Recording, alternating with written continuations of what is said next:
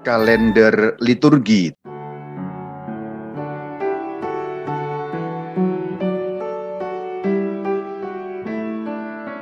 Kita mulai dari tema yang pertama, subbagian tahun liturgi. Kisahnya Tuhan Yesus Kristus itu diceritakan, dipentaskan secara ringkas dan padat dalam liturgi sepanjang tahun. Itulah gunanya tahun liturgi. Misa minggu selama 3 tahun, Anda khatam kitab Injil. Itu kira-kira seperti itu. Nah, inilah yang dinamakan kalender liturgi. Ini yang tahun ini diterbitkan oleh Komisi Liturgi KWI, dan ini berlaku resmi untuk Gereja Katolik seluruh Indonesia.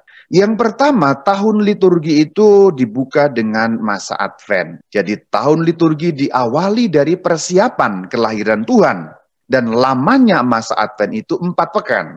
Setelah masa Advent kemudian kita memasuki masa Natal. Ada beberapa perayaan terkait dengan peristiwa lahirnya junjungan kita, Baginda Yesus Kristus Tuhan. Kemudian setelah masa Natal berakhir, kita masuk ke yang namanya masa biasa. Itu kisah mengenai Sang Kristus yang berkarya di depan umum itu ditampilkan di dalam masa biasa. Masa biasa yang pertama atau masa biasa setelah Natal itu umumnya pendek. Nah, umumnya kemudian kita langsung masuk masa Prapaskah sekitar bulan Februari atau Maret. Jadi nggak begitu lama masa biasanya itu. Terjemahan masa Prapaskah sebenarnya tidak terlalu harafiah. Sebenarnya quadragesima yang artinya masa 40 hari atau masa ke-40-an. Itu adalah masa pertobatan, saudara-saudari. Setelah itu selesai, kemudian masuk kepada masa Paskah, lamanya 50 hari. Nanti puncaknya masa Paskah adalah hari raya Pentakosta, yaitu hari raya turunnya Roh Kudus. Kemudian masuk masa biasa lagi. Nah, masa biasa yang kedua ini bisa disebut juga masa biasa setelah Paskah. Nah, masa biasa setelah Paskah itu biasanya panjang. Umumnya mulai dari minggu biasa ke-7 atau 8, nanti berakhir pada minggu ke-33 atau 34. Minggu yang terakhir di dalam tahun liturgi adalah Hari Raya Kristus Raja Semesta Alam. Setelah itu muter lagi ke Advent. Inilah pola tahun liturgi. Kalau Anda perhatikan sepanjang tahun, pasti akan dibuka dengan Advent, kemudian ditutup dengan masa biasa yang paling ujungnya adalah Hari Raya Kristus Raja Semesta Alam. Sekarang kita lihat siklus Natal. Sebenarnya masa Advent itu juga bagian dari siklus Natal sebagai persiapan menuju pada perayaan Natal. Dan kemudian hari rayanya yang diperpanjang dengan menggunakan masa Natal. Jadi dibuka dengan Minggu Advent pertama, kemudian Senin, Selasa, Rabu, Kamis, Minggu lagi Advent yang kedua, Senin, Selasa, Rabu, Kamis, Minggu lagi Advent yang ketiga, 1 pekan, sampai kemudian Advent yang keempat. Itu kemudian disusul dengan masa Natal. Nah, masa Natal itu diawali dari Hari Raya Natal, tapi juga sudah dihitung yang namanya Malam Natal. Titik-titik berikutnya itu masih masa Natal, yaitu Pesta Keluarga Kudus, Hari Raya Bunda Allah, Hari Raya Penampakan Tuhan, dan Pesta Pembaptisan Tuhan. Kristus makin dewasa, ini gampangnya ceritanya begitu. Selanjutnya kisahnya berlanjut, kemudian berkarya di depan umum. Ini yang diceritakan dalam masa biasa pertama. Jadi masa biasa itu ditandai dengan angka. Minggu biasa kedua, minggu biasa ketiga, keempat, dan seterusnya. Dan pasti liturginya berwarna hijau. Kemudian kalau sudah Februari atau Maret, itu mulailah masa Prapaskah. Nah, penanda awal dimulainya masa pertobatan quadragesima itu adalah Rabu Abu. Kemudian ada Minggu Prapaskah yang ditandai dengan angka 1, 2, 3, sampai 5. Kemudian setelah hari Paskah, itu dilanjutkan dengan masa Paskah, dihitung Minggu Paskah pertama. Jadi hari Raya Paskah itu sebenarnya Minggu Paskah pertama. Minggu Paskah jumlahnya itu sampai 7. Antara Minggu Paskah ke-6 dan 7, pada hari Kamis ada Hari Raya Kenaikan Tuhan. Nah, minggu setelah Minggu Paskah yang ke-7, berarti yang ke-8 sebenarnya adalah Hari Raya Pentakosta, Hari Raya Turunnya Roh Kudus. Itulah persis hitungan waktu 50 hari. Jadi Pentakosta itu 50 hari. Maka kita langsung lanjut kepada masa biasa. Nah, masa biasa yang kedua atau masa biasa setelah Paskah itu nyambung panjang, akhir ujungnya adalah Hari Raya Kristus Raja. Itulah perjalanan umum liturgi Katolik dalam setahun dan itu akan berulang terus seperti itu.